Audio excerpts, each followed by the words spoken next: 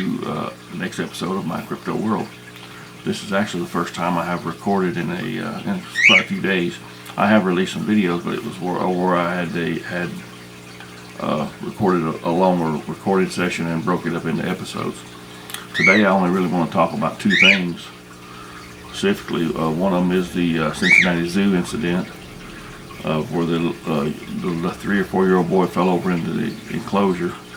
When I first seen the news about that, it made me think about the one that happened years ago, where the little boy fell into the gorilla enclosure and the gorilla protected the young child from the younger, more aggressive gorillas, and they was able to get in there and get the child out, and everything was fine. Well, as you know, in the Cincinnati incident, it turned out different. They actually killed the gorilla, and I hate that. I hate that they had to, maybe they didn't have to, I guess, but they did. They killed the gorilla, and I can't understand it because the young child was in danger, and we got to value human life more than a gorilla's life. But I'm amazed at how did the kid even get over in the enclosure, and he was in danger. I mean, the gorilla was at times aggressive, dragging through the water and stuff like that. So I wish something different could have been done. You think about maybe if they should have, could have tranquilized it or something like that. But I hate that they had to put it down, or they did put it down. But we may not know the full story. I'm interested in. I'd like to know how the kid got over in there. They have a pretty good wall.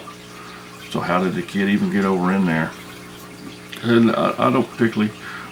A lot of people want to blame the parents, and I'm not particularly. I ain't too upset about the parents wise, because I know if you've ever had young kids, and man, you can look away just for a second and they're gone. So I ain't too mad at the parents about that. But I just hate the whole incident happened, really. So I don't know how you feel about the Cincinnati Zoo thing. I wish it hadn't happened. I wish they hadn't killed the gorilla. I wish the little boy hadn't fell in, but I'm glad the little boy's okay. The next thing I want to talk about is the fact that the Bigfoot community lost I guess you would call him an icon in the Bigfoot community. John Green passed away. He was 89-year-old. John has done a lot of work and a lot of good for the Bigfoot community. He had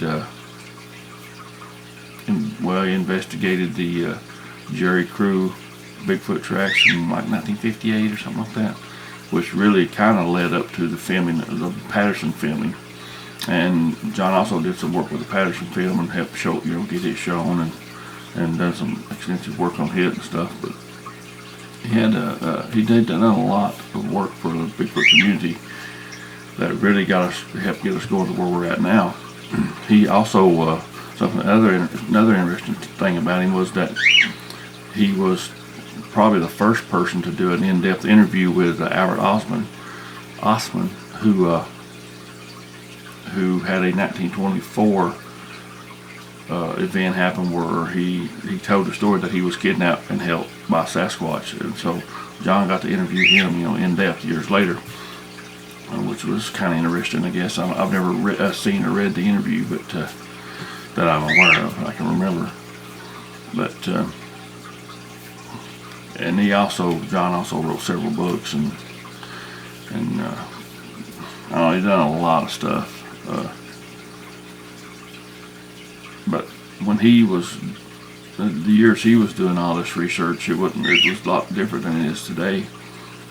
We got computers and things like that to help us and help keep everything organized, and it's much easier to log sightings and events. Well, he didn't have any of that. It was pen and paper and newspaper articles and things like that, and so his work was probably somewhat more difficult than ours is now. But if you have an interest in Bigfoot and the Bigfoot community and how we got to where we're at now, I would recommend that you look up John Green and read about him. And he had done some good things, and interesting how things came about. I think really what first got him kind of started in it was that he had another famous researcher come in, Renee DeHenden, had came in and asked him about Bigfoot or some creatures or something like that, and John kind of just blew it off. But over time he kept getting reports of Bigfoot, and so we kind of took it more seriously over time. And then the Jerry Cruz tracks and things come about, and then at one point he was also hired by Tom Slick to do some Bigfoot research or something. And if you don't know who Tom Slick is, that's another good one for you to look up. But like I said, I wanted to keep this video brief today, and just, you know, condolences go out to the Green family, and appreciation goes out to John Green for his work in the Bigfoot community and the Bigfoot research field, and his journalistic endeavors were also noteworthy. And but hopefully soon I'll be able to do more episodes of my crypto world. But for the time being, I thank you for watching, and you guys have a good week. Peace.